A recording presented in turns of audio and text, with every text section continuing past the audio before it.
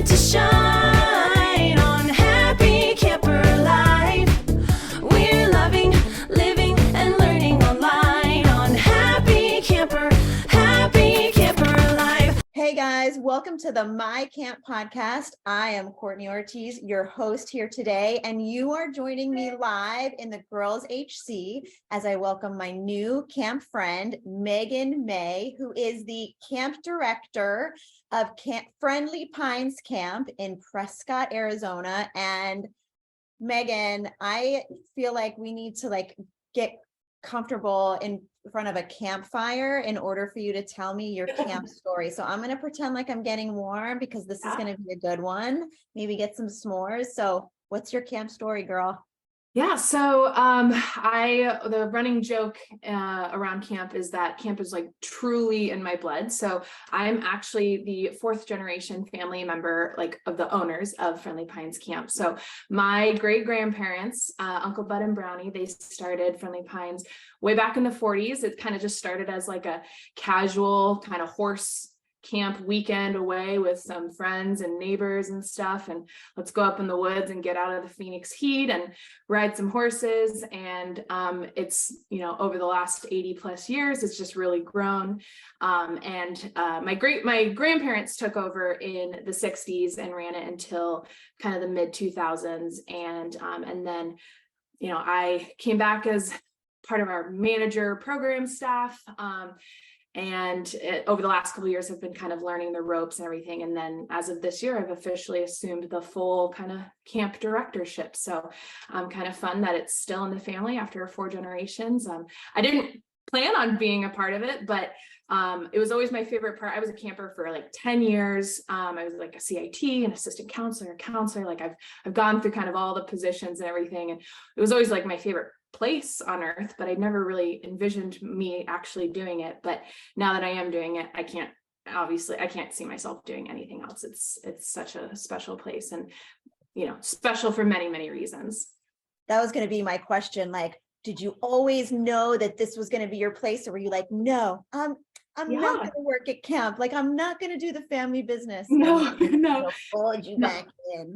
Yeah. So when I was a camper, when I was growing up, like, people would always like, oh, like, are you gonna run camp someday? And I was like, no, I don't want to run camp. Like, whatever. And I actually went to school. I wanted to be a dentist and got like a science degree, which I'm not using at all, but it's fine. I still enjoyed it. And but then I had what I call my like kind of quarter life crisis. And I was like, I don't know if I want to go to dental school. I don't really know what I want to do. And so I kind of just was like, you know what? I'll just go back to camp for like one more summer, just kind of like, I haven't been in a couple years, like I'll just go back.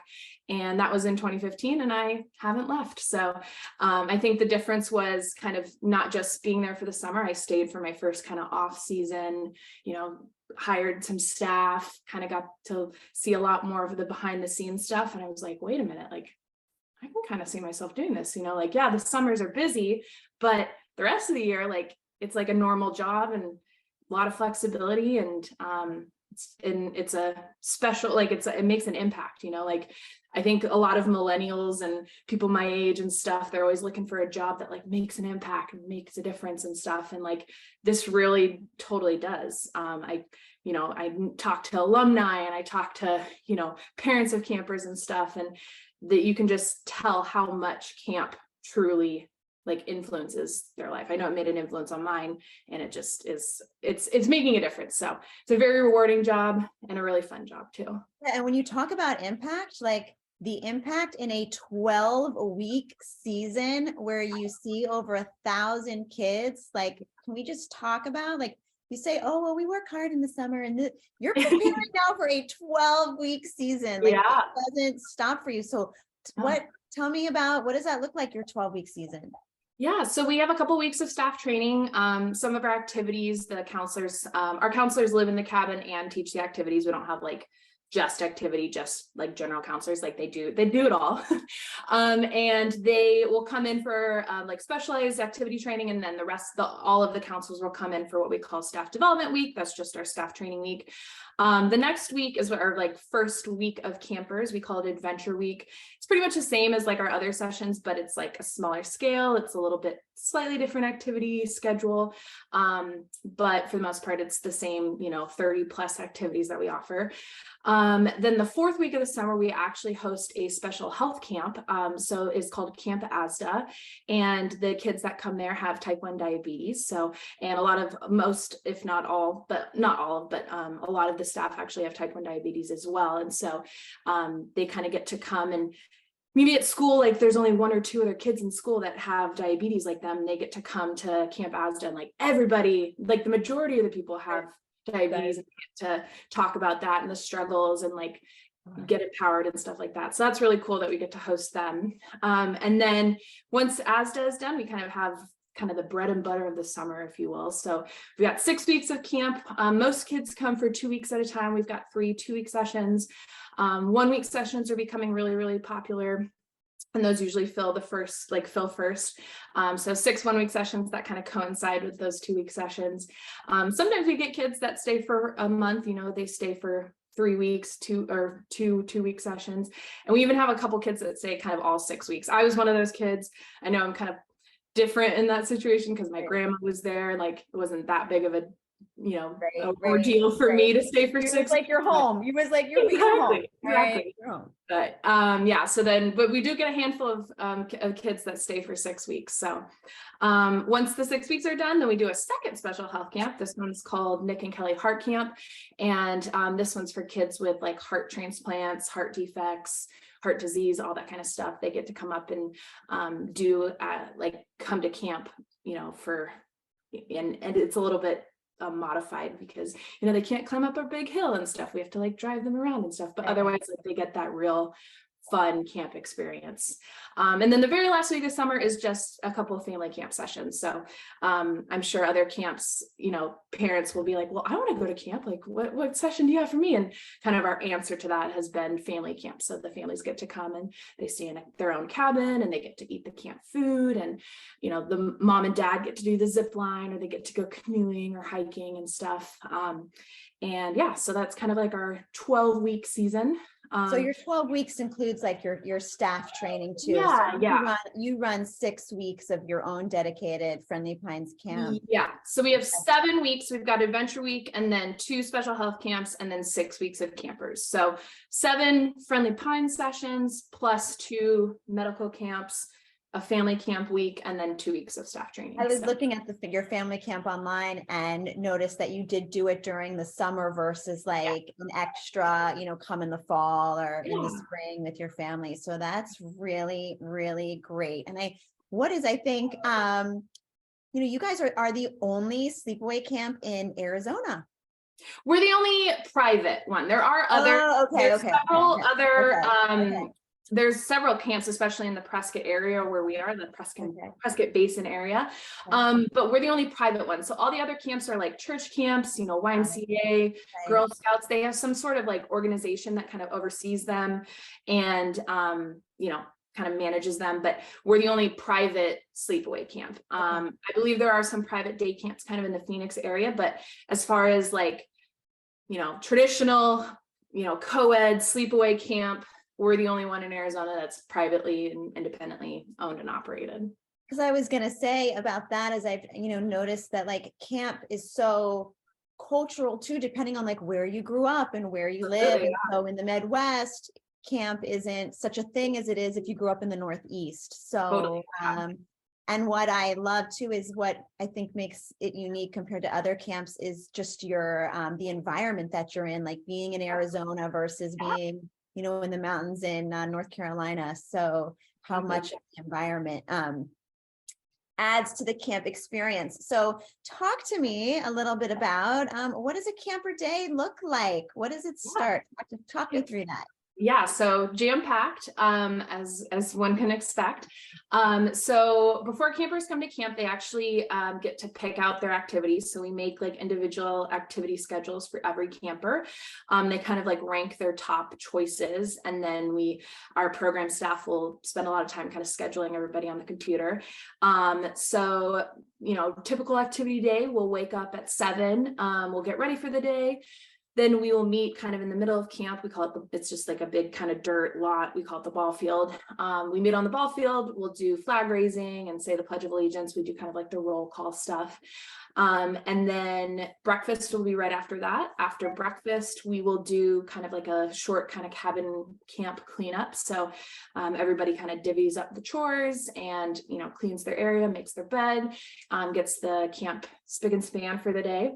And then we start our activities. So most of our activities are just an hour long. We do have some kind of like our ropes course activities, canoeing, hiking. Those are going to be 2 hours long, but most activities are just an hour long. And we'll do 2 periods in the morning, a snack kind of in between that, a little bit of free time after second period before lunch. And then after lunch, we will do like a siesta kind of rest hour. So that's where people can like write letters home, they can read, they can take a nap, just kind of quiet time in the cabins in the middle of the day, kind of a nice reset in the middle of the day. And then after siesta, we do a quick little snack as well. And then 2 more periods of activities in the afternoon. So and then once that 4th period is done, it's free time. That's when we get the mail. Every day but Sunday we get the mail, and some free time before dinner. And then after dinner, we do some sort of kind of all camp evening activities. So we've always done, it's one of the most popular evening activities has been our round dance. So we do like square dance, kind of, you know, like Virginia reel, and that's been really fun. I started like calling the moves and stuff a few years ago. Snap. Yeah, so that's been really fun. Oh no, seriously, I want to hear it. All right. Yeah. This dance calling is kind of a big deal at my camp for the people that do it. So I want to hear it, Megan. Let me hear you call some moves. So I haven't done it in a few months, but let me see if I can. So our most popular one, like the one that people always love and want to do over and over, is called the Tennessee Wig Walk. And so they kind of, you know, have your partner and you have your hands up and you're kind of like this, and you point your left foot like forward and then to the side, and then you kind of step across each other, forward to the side, step across, walk in a circle, wiggle while you walk, doing the Tennessee Wig Walk. Love it. All right, cool. I didn't mean to interrupt you there. It's all good. It's all good. Yes. But round dance is a really popular activity. We do a carnival during the session. So like we have different booths set up on the tennis courts. You know, maybe we do face painting, or we've got like a note drop, or the most popular booth at the carnival is the marriage booth. You know, friends can get married and stuff. And you know, I didn't like know that this one for our carnival marriage. Marriage booth is hugely popular. Or you know, blackjack or something like that, or sponge toss, that kind of thing. Games on the meadow, talent show. We have like a counselor talent show and we have a camper talent show. And those are kind of our fun evening activities. And then we also do some more kind of serious like tradition evening activities. Once a week we do what we call rendezvous, and it's kind of like this recognition ceremony for all of the campers. So the counselors will like recognize their cabin campers for like good deeds and services that they did throughout the week. And at the end of the 2-week session, they get these little like virtue medallions, so like integrity or honesty or, you know, loyalty, that kind of stuff. They really exemplified that virtue. The counselors will like recognize them for that virtue. And that's kind of it's like a pioneer mountain man kind of themed ceremony. And the captain, me, will kind of preside over the ceremony and like, you know, congratulate them for their recognitions and everything like that. And we've been doing that forever. And that's one of our kind of iconic evening activities that we do. But yeah, those evening activities usually wrap up about 8:15, 8:30. Everybody gets back to the cabin. We're lucky, all of our cabins have indoor showers, toilets, and sinks, so we don't have like the external bathhouse. It's kind of glamping, if you will. But they get ready for bed, and then it's lights out for the campers at 9. So like I said, a jam-packed day, and then 7 a.m. the next day we do it all over again. What age groups do you? Our youngest campers are 6. Sometimes we allow 5-year-olds if they're almost 6, you know, kind of ready, up to 14. And then we have SILTs, so campers and leadership training. Those will come at 15, and then CATs come at 16. Awesome. How many of your campers come back as staff? It kind of depends. I pre-COVID, I think going into 2020, we had like almost, if not half of our staff were returning campers. Since COVID, it's kind of been picking back up, but I think as of last count, kind of like what I've had so far, I think we're at like 6 or 7 counselors right now. Like we're former campers and stuff. And we also have some new ones that kind of are in early stages that are, our former campers. And this is like the first time they've been able to apply and everything like that. That's a big deal. Yeah. I've had the pleasure of working with some first-time counselors who had been former campers, and it's a very big deal to them. And they are the hardest working, they are the hardest working people Like ever. they know, and they care about the culture. Like that they always want to do what, like give the same experience to their campers as like their counselors gave to them, kind of a thing. Yes, to their core. And it's totally. And it's so, and it's like, it's so different now in their staff versus like, but yes, the passion is there. So you're actively hiring, right? Like you are. I am. Yeah. How big is your staff? So if you're servicing 1,000 kids over the summer, what's your staff like? So we usually have anywhere from like 45 to 50 counselors. And then on top of that, kind of, all the other staff, med staff, kitchen staff, maintenance, our camp shopper, all that kind of stuff. Usually that rounds us out to about 90 staff in the summer. So all of our cabins will have at least one counselor living in the cabin, and then some kind of our older ones, those are the bigger cabins, more kids will sleep in those cabins. We might have a second counselor as well. So so we're usually hiring the goal is always like 50. I always want to have a little extra, but we need about 45 in order to run our program and activities and everything. No one's going to complain with an extra set of hands, right? No, not at all. Yeah. How many kids during a session? So if you have 1,000 for the summer at one time, how many for 2 weeks? It's a little more than 200 per kind of week. So we have like a group, about a third of the kids there are going to be 1 week campers, and the rest are going to be 2 week campers. So we have like 200 at a time, and then like, a handful of them will leave at the end of the week, and then a new group will come in. So it'll still be the same number, but it might not just be the same exact. Right. I mean, and that's a lot of moving parts for you to coordinate when you're talking about programming, and these kids have their choice, and you have all these. So kudos to you for keeping this going, for continuing for 80 something years. So with 80 something years of experience and what are some of your favorite traditions? Like you talked about the ceremony, but what are some favorite traditions? The rendezvous is a really big one. On the last night of camp, we do like stick dedication. So we have like a little fireplace in the middle of camp with these benches and stuff. And if we don't have a fire ban, we will light a fire in the fireplace. And even if we do have a fire ban, we still just throw the sticks in and say, once the fire ban's up, we'll light the fire and everything. But the kids and counselors, staff. You said fire ban because you have to worry about fires in Arizona because it's dry. I was like fire, and then it dawned on me, and I was like, oh my god, So that I mentioned earlier how your environment, like you might not be able to have a campfire and roast s'mores because you burn your camp down.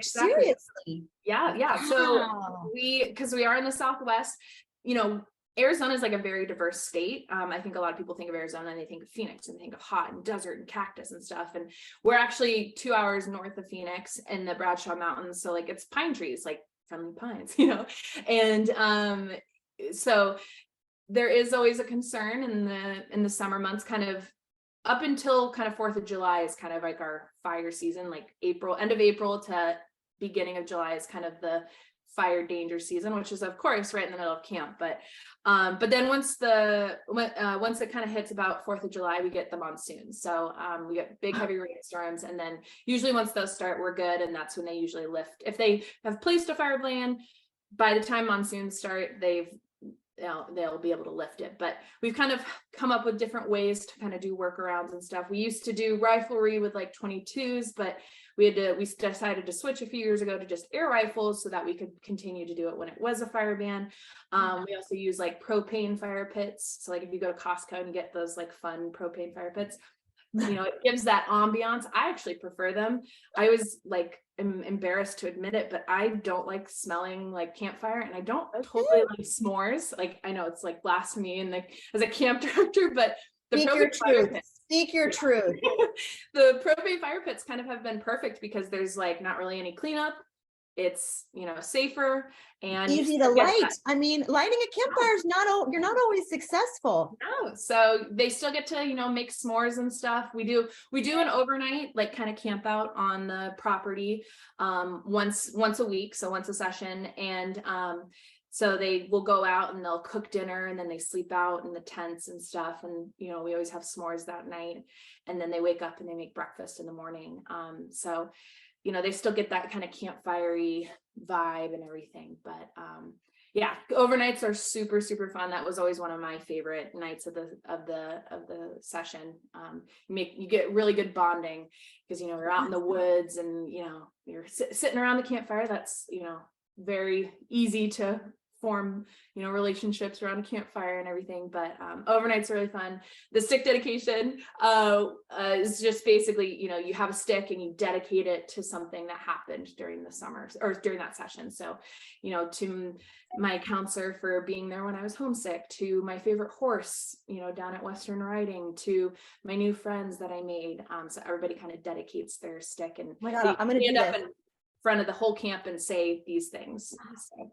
I love that. I'm making notes. I want to do this with my little division. That's so great and easy and special and a memory. Oh my gosh. Now I'm going to hold you to this because I was doing my research, and I was on your website, and you have a great video. By the way, guys, go on Friendly Pines Camp website. They have a great, I love camp videos, but you made a point of specifically talking about music and songs and camp songs. And as I was listening, I saw and listened to songs that I did not know. Can you choose and sing for me, please? Yeah, of course. It's so funny because sometimes we get counselors that have worked like at other camps, and they like bring a song and we're like, oh, we sing that, but we sing it like a little differently. But one song that's like super popular, it's super easy. Campers and counselors like to get up and sing it. It's we call it Boy and a Girl. So there's a boy and a girl in a little canoe with the moon shining all around. They dipped their paddles to and fro, and they didn't even make a sound. Well, they talked and they talked till the lights grew dim. She said, you better kiss me or get out and swim. So what you gonna do in a little canoe with the moon shining all around? And then you sing it over again. And then at the end, so what you gonna do in a little canoe with the moon shining all around? And then you go, get out and swim. Yeah.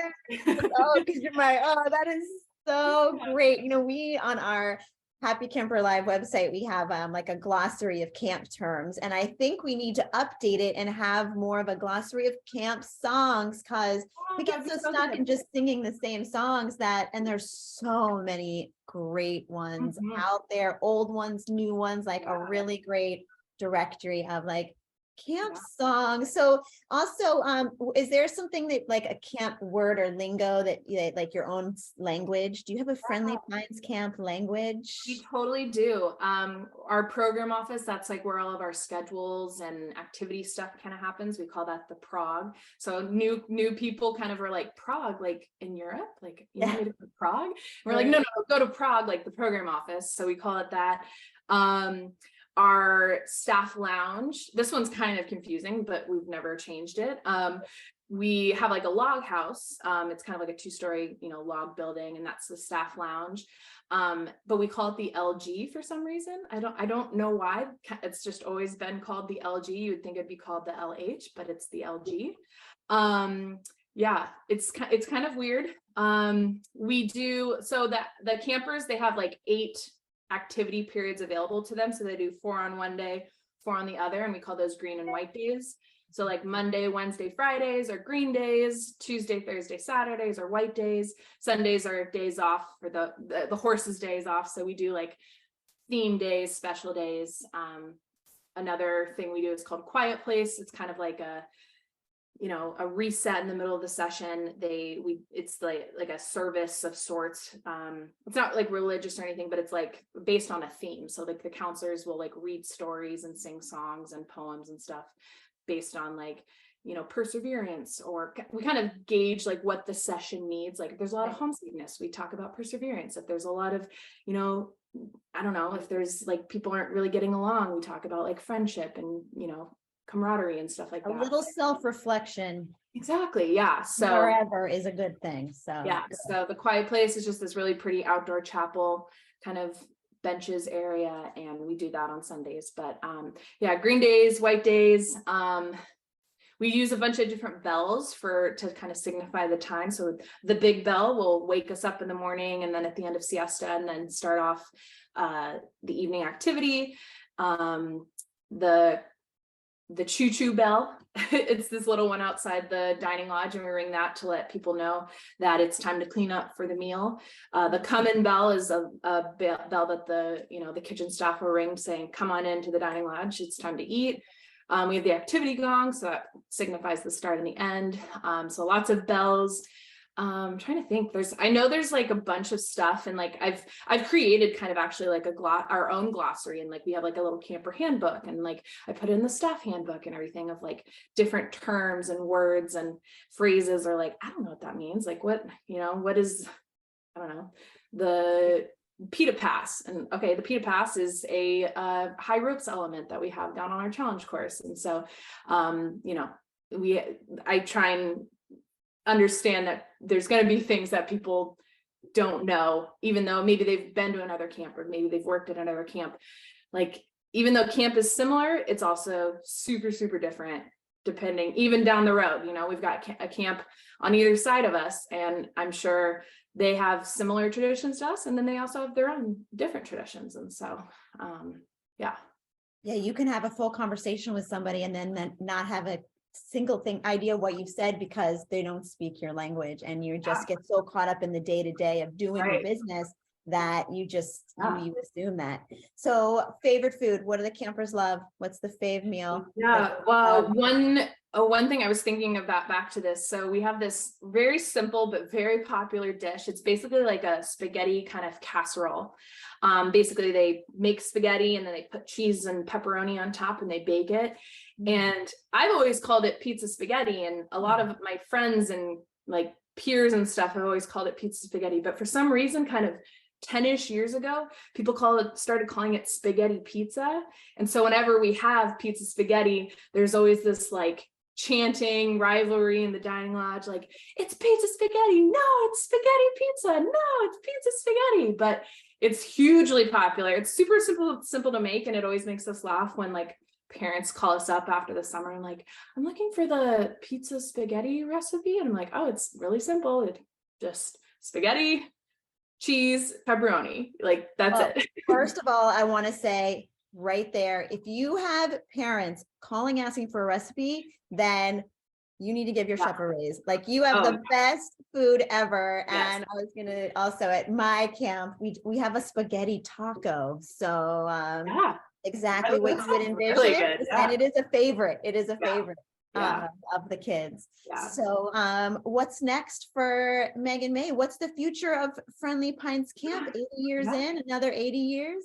Another 80 years. I'm really excited to kind of see the potential and the growth. And we kind of used to do when it wasn't summer, like rental groups, school groups and everything like that. But with COVID, we kind of got rid of that part of the business. So, which is, kind of bittersweet, but it's fine by me, because my care and passion is for the summer camp part of the business. So that means like I can really focus on it now. Like all of my time is devoted to like hiring staff and recruiting campers and like updating activities and programs, and kind of coming up with, keeping the important traditions, but also like freshening up other areas where it's like, is there a reason why we have to do it this way, kind of thing. So, you know, like the counselors that we hire that are former campers, you know, I want to give the experience that I always had, but I also don't want to be doing the, like, you know, some of the same like business practices that like my great grandparents did in the 50s. Like, Right. it's a lot of time has changed since then. Like, it's okay to have, you know, everything be on the Google Drive, and we don't need to keep, you know, everything on paper and file cabinets and everything like that. So, you know, trying to balance that kind of tradition and, you know, but bringing it, you know, continuing to bring it and keep it up with like modern times and everything like that. And, you know, make it so that someone that's an alumni that came as a camper in the 70s, they come to camp, you know, maybe there's a little bit difference, but for the most part, they're like, oh, I remember the dining lodge. Like, oh, I remember like the, you know, the Big Bell. Like, I remember the benches here. I remember the sewing room, you know, like I remember all these buildings and everything, and trying to make it so that it's not so different from like what we did before, but also. Yeah, but the reason that they're able to come back and appreciate Yeah. those things is because you and your staff have made those decisions to Yeah. make those changes, because not all camps have been around for 80 years. So Yeah. just the fact that, so like amazing work by you. And that is just so, so incredible. So I want to thank you. Wait, before wait. So let's say if there is a someone out there listening to this, thinking about applying to, I want to get a job as a camp counselor, why should they choose Friendly Pines Camp? Tell me about what it's like to be staff there. It's so fun. That's part of one of my favorite aspects of camp is bringing in the staff. You know, we always have returning campers, you know, former campers. We've got a lot of returning staff that come back year after year. We get some internationals. You know, I got a gal from this past summer. She's coming back from England. Actually, our assistant camp director is from Australia. Like, we have a lot of internationals that come and join us. So that kind of adds like a fun dynamic. The state of Arizona is very accessible and like very, you know, there's lots to do on a day off, like go to the Grand Canyon, go to a Diamondbacks game, you know, tubing on the Salt River. I always like to go cliff jumping. There's a lot of like creeks and stuff, kind of near like Sedona and stuff. And we would always like, it was like our thing to like go and stop at a grocery store, get some lunch, go for a little short hike to a cliff jumping spot. And then you just kind of hang out by the creek all day on your day off, and then maybe get pizza on your way back at the end of your day off. But yeah, just, you know, it's like I was saying, like, it's a very, very rewarding job, but it's not just rewarding for like the impact like that they make on their campers, but it's also like rewarding for themselves. Like, teaches independence, it teaches responsibility, it teaches like teamwork. Teamwork's huge. You know, you might have a co-counselor, you might have someone in your activity that maybe outside of camp you probably wouldn't hang out with them, but hey, you both are teaching this activity and you got to get along together. So like, you know, hard and soft skills. And like, I wish more young people knew the importance of camp and like how valuable that experience is. Like, being able to go, like, yeah, maybe you don't want to work in camp for the rest of your life, but like if you work a couple summers at a summer camp, like, you're gonna gain so many skills that are gonna be valuable for like any industry, any job, any team that you eventually work on. Like, you're gonna relate to a lot of like what you learned at camp. And Friendly Pines is like no different. Just, it's nice because it's not so small that there's like the same, you know, 20 people, which is, you know, good for certain camps. And then some camps that have like 200 people, like that's great. But I feel like it's also a little bit anonymous too. Like, we kind of feel like the 50-ish range is good, because like you can be friends and know everybody on the staff, but you can also like have your group, have your friends, whatever that you really click with and, you know, work well with. And yeah. You know, and we talk so much about camp in terms of the experience that the campers have, and, you know, making it so important for them. But, you know, I really love working with my staff. It's so transformative for them. I tell them, you know, before camp starts, and like, we're a residential 1 session, 7 weeks. I said, you know, you're going to laugh, you're going to cry, you're going to want to go home, you're going to wish you didn't have to leave. But at the end of the summer, you are going to have accomplished something and feel so proud of the job that you did, just that you maintain it. Because it's a, you know, we loved kids, but it's a hard job. You have a room, you can go to your Yeah. room at night. I go to my room at night, Yeah. and they're on 24/7. So hats off Yeah. to the college camp Yeah. counselor, and really, you Yeah, are. we always say, I think we didn't come up with it. I know it was somebody else, but it's the hardest job you'll ever love. Like that's what we stress is like, like I don't sugarcoat in interviews and in our preliminary stuff. Like this is a hard job. Like you have to have a lot of grit. You got to be really resilient. You got to be willing to see it through to the end. But if you can do that, it's going to pay off so huge. And you will look back on it, even if it's just one summer, like you're going to love it. You're going to have friends for life. You're going to, we have a group that comes to our family camp. They were counselors when I was a camper. They were like counselors in like 2002.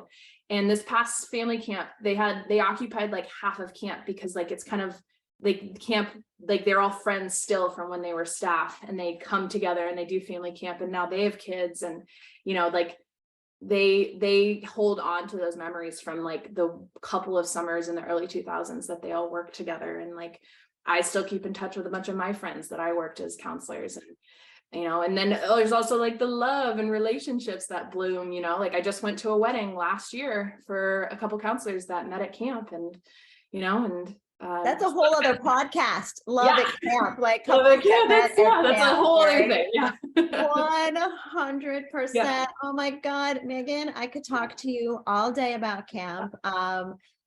If you want to find more out about Friendly Pines Camp, where do we find you, Megan? Friendlypines.com. Awesome. You heard it there, folks. Friendlypines.com. Megan, thank you so much for joining me on My Camp. Guys, thank you for tuning in today. If you want to learn more about more of my camps, you can check us out where you listen to podcasts, either on Spotify or Apple, or we have a great YouTube channel, My Happy Camper Live on YouTube. Check us out. There's a lot of great content there. Join me again on My Camp. I'll save us more for you. Take a moment to shine on Happy Camper Life.